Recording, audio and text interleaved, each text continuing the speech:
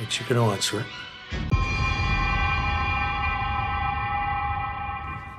But if he's not a cop, what is he? He's a dark fucking spirit. Halo sobat pencinta film, kembali lagi di channel gue Infinity Story. Pada kali ini gue bakal bahas film action yang berbau tentang pembalasan dendam yang berjudul Wrath of Man. Film yang rilis di 2021 ini dibintangi oleh Pak De gue yang tinggal di Inggris, yaitu Jason Statham.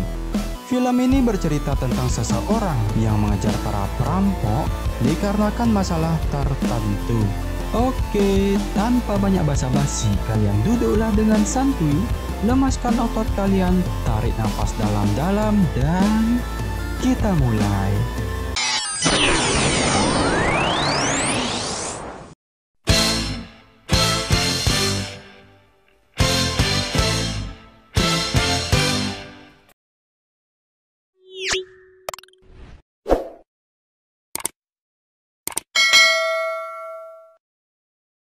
Film diawali dengan dua pegawai dari depot atau tempat penyimpanan uang, di mana saat mereka bertugas mengirimkan uang, tiba-tiba mereka dihadang oleh perampok dan mereka ditembak saat itu juga.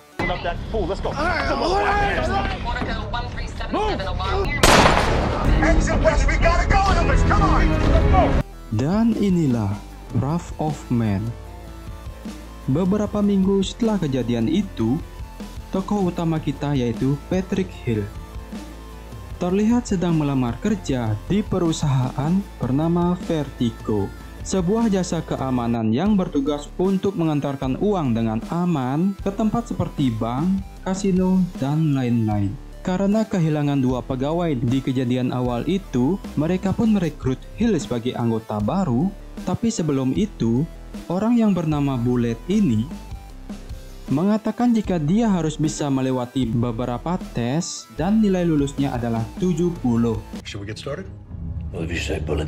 Dimulai tes fisik, menembak, dan menyetir, Hill bisa melewatinya.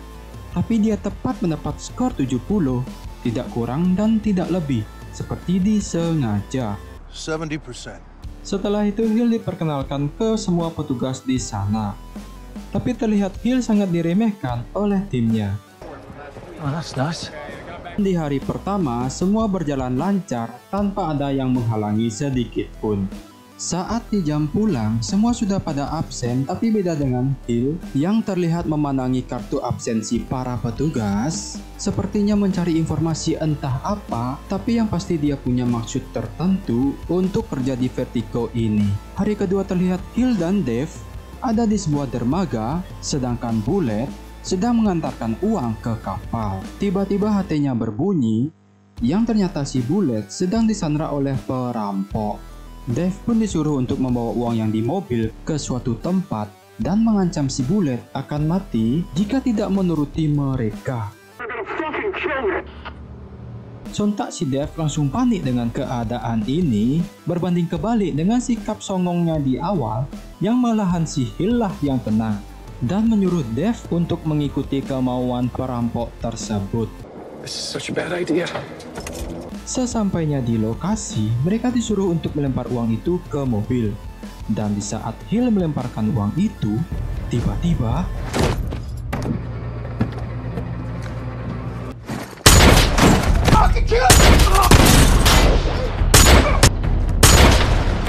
ketua perampok itu melarikan diri. Namun dia tertangkap dan ditanya apakah dia bekerja untuk seseorang, namun malahan dia mengeluarkan kata-kata mutiara dan mati. Suck your own dick.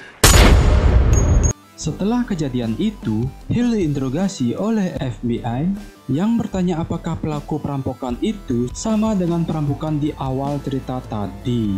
Any connection, Mr. Hill? No. 3 bulan kemudian, di saat Hill dan Bullet sedang bertugas, mereka kembali dihadang oleh perampok yang mengecat semua kaca mereka dan menyuruhnya keluar. Di saat Hill mulai keluar, dan tiba-tiba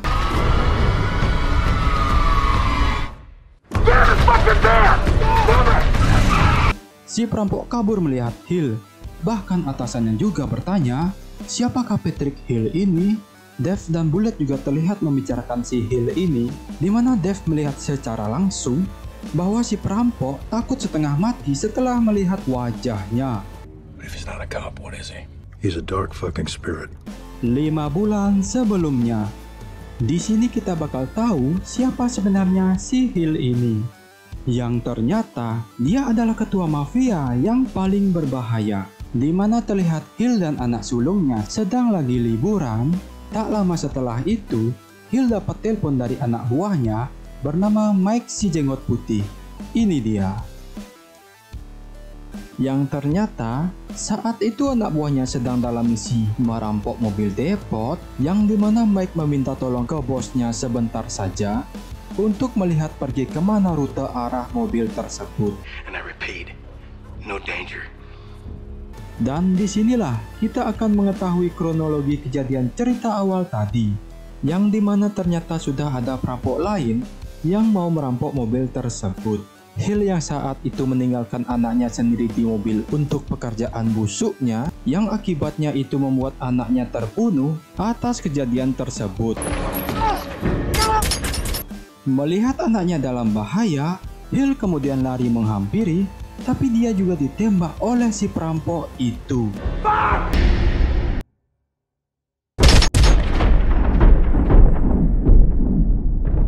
3 minggu kemudian, kejadian itu membuat Hill koma cukup lama, dan saat dia pulih, dia menemui kenalannya seorang pimpinan FBI, yang dimana dia memberikan nama-nama orang jahat yang mungkin menyangkut ke perampokan tersebut.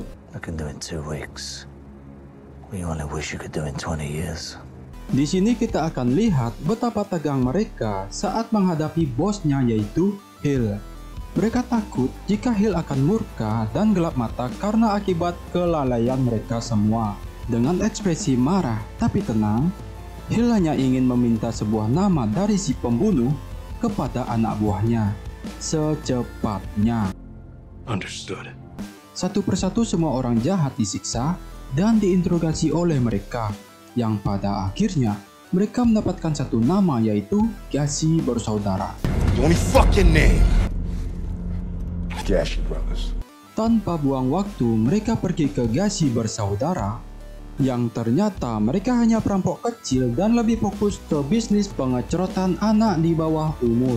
Mendengar jika bukan mereka pelakunya, tapi Hill tetap membunuh mereka, itu karena bentuk ketidaksukaan dia atas bisnis pengecerotan anak di bawah umur ini.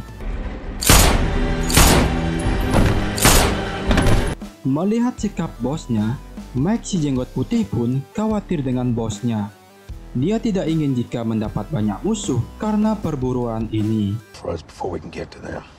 Mendengar kegelisahan si jenggot putih, Hill pun mencoba untuk tenang dan mencoba dengan cara yang lain, yang kemudian dia mengubah identitasnya dan menyamar sebagai petugas di Vertigo. Kita berpindah ke waktu sebelum perampokan itu terjadi, yang dimana kali ini ada mantan 6 tentara. Kalian pasti tidak asing dengan salah satu orang ini, yaitu si perampok yang menembak anaknya Hill bernama Jan. Di mana 6 orang ini sangat butuh uang dan mencoba merampok sebuah rumah, namun hasil yang didapat sangat sedikit. Melihat itu, sang ketua inisiatif untuk berencana merampok mobil dari depot. Yang inilah awal dari awal semua kejadian ini terjadi. Dan dari sinilah kita akan tahu kenapa bisa ada korban, dikarenakan salah satu petugas itu melawan, yang kemudian Jan membunuh kedua petugas itu karena kesal. Dan dia pun juga menembak anaknya Hill karena dia hanya masih kesal. Wah, bangke emang nih orang.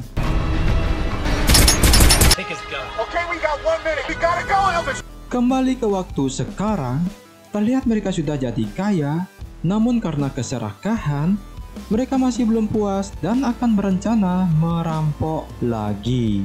Tapi pada kali ini mereka akan merampok ke tempat penyimpanannya langsung, yang dimana ini pasti akan menjadi adegan yang mengepikkan. The depot. Di saat Hill dan Bullet mengantar uang, terkuak sebuah fakta bahwa ternyata selama ini si Bullet adalah orang dalam para perampok yang menewaskan anaknya. Anjrit dah. Hill yang tak ingin gegabah memilih untuk tenang sampai dia tahu siapa orang yang telah menembak anaknya, di mana dia bersedia untuk mematuhi si Bullet dalam rencana perampokan tersebut. We have a deal. I'm with you 100%. Setelah memberitahu rekannya bahwa Hill sudah patuh, mereka pun memulai rencananya, di mana mereka akan bersembunyi di mobil agar bisa masuk ke depot dengan mudah.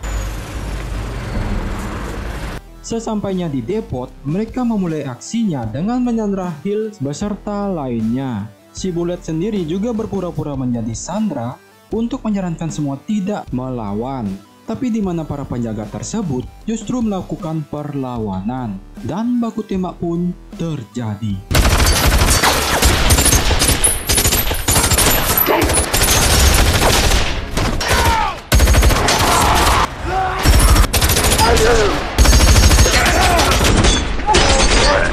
Di saat suasana sudah jadi ricuh, di sanalah kesempatan Hill untuk bergerak dan kemudian melumpuhkan salah satu perampok. Setelah itu, Hill menyamar sebagai salah satu dari mereka dan membunuh beberapa perampok lainnya. Kemudian dia menaruh ponsel ke salah satu tas isi uang tersebut agar bisa dilacak jika berhasil keluar. Who's fire?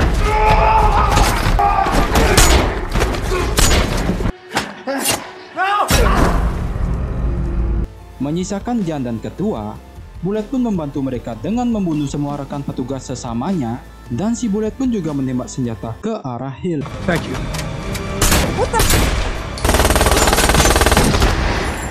Dengan sesuai rencana, mereka pun berhasil kabur dari depot dan sampai ke tempat aman. Terlihat si ketua pendarahan akibat luka tembak, di mana si Jan yang harus menolongnya, tapi dia malah dibunuh oleh anak buahnya sendiri. Where's the Sarge? He's not coming. Menyisakan si Bullet dan si Jan, di mana mereka tetap dengan rencana awal, tapi di saat Bullet lengah, si Jan pun juga langsung membunuh si Bullet, yang akhirnya si Jan sendirilah yang mendapat hasil semua rampokan tersebut. Too fucking slow. Di suatu malam, saat Jan terlihat foya-foya di apartemen dengan uangnya itu, tiba-tiba telepon berdering di salah satu tas yang berisi uang tersebut, di mana Hill yang masih hidup terlihat sudah duduk santuy di belakang. Dan pastinya, ini sudah direncanakan oleh Hill untuk bertemu Jan secara langsung.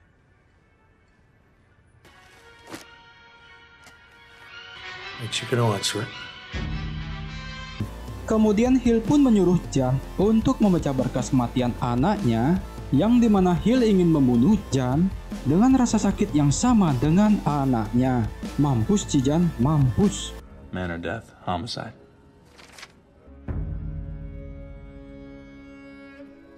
What the fuck do you want? I want your liver. Spine. The lungs.